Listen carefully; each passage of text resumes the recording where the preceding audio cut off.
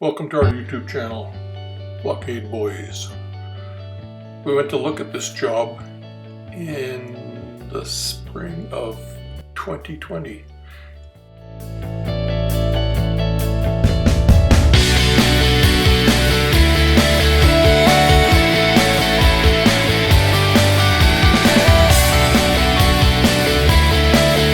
You can see the problems that the customer was telling us about on the phone. The deck had heaved, and it was quite noticeable that the slab was cracked. It was an exposed aggregate slab. The slab at first appearance seemed okay, but you could see the cracks running right across the outside edge as though it was lifting on the outside and not on the inside, which was a little bit perplexing, but nevertheless we had to figure out what the heck was going on. It's still cold out, so it easily could be frost. The customer had said that it heaved as much as 6 inches, which seems extreme, but I've seen it before, which usually means water, and water does freeze. Let's find out. I've got a few before and after photos here of the backyard and the front yard. This here is coming down that we'd be using as a ramp for the equipment, and the columns you can see are stuccoed. It's a exposed aggregate pad with a black stamped border. I should note that the concrete pad does run underneath the columns, and the columns did appear to be cracked at the base. After digging into it and removing the concrete pad, you could see that the base of the columns were rotten. Wasn't much of a surprise.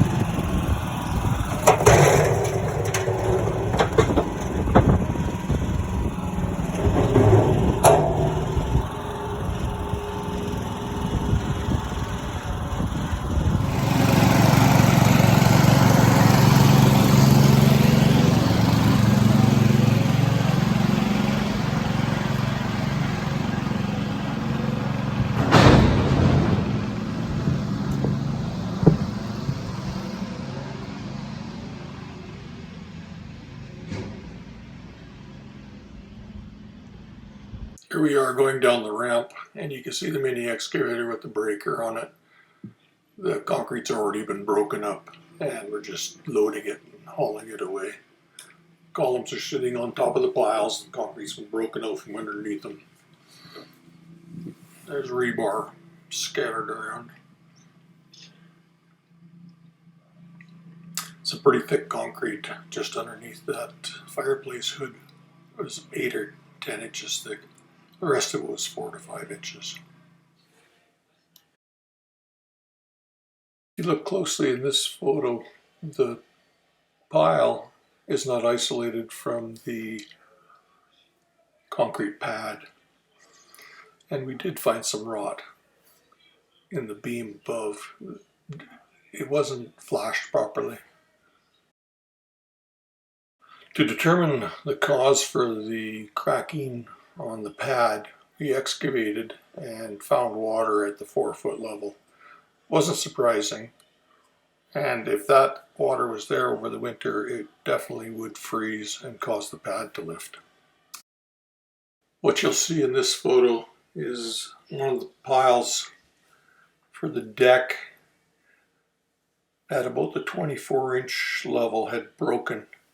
It was still held with the rebar, but it was probably being lifted, and that's what caused it to crack.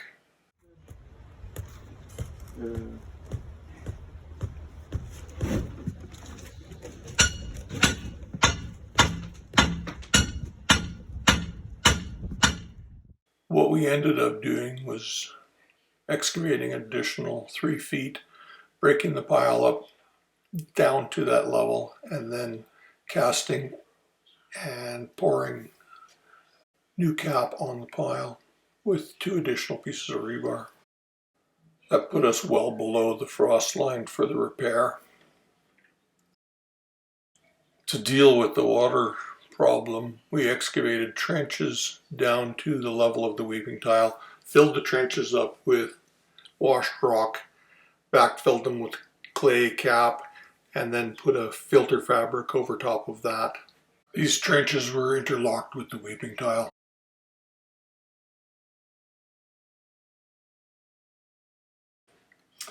On top of the filter fabric, we put our 6-inch base of crushed gravel and compacted it, the 1-inch layer of bedding sand, and then the paving stone on top of it.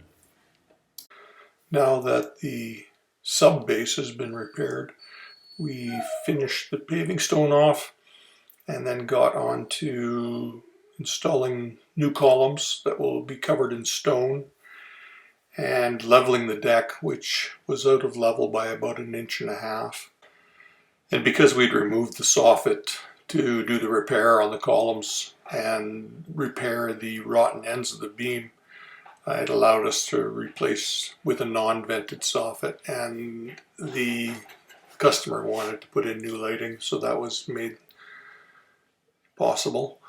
The stonemason was unable to make it due to the quick drop in temperature after we'd completed this, which you can see the spaces where there's no soffit, or no fascia, pardon me. The ledge stone will be going right up to the underside of the soffit and in between the posts. As this video comes to an end, I'm going to leave you with a before and after picture, and thank you for watching.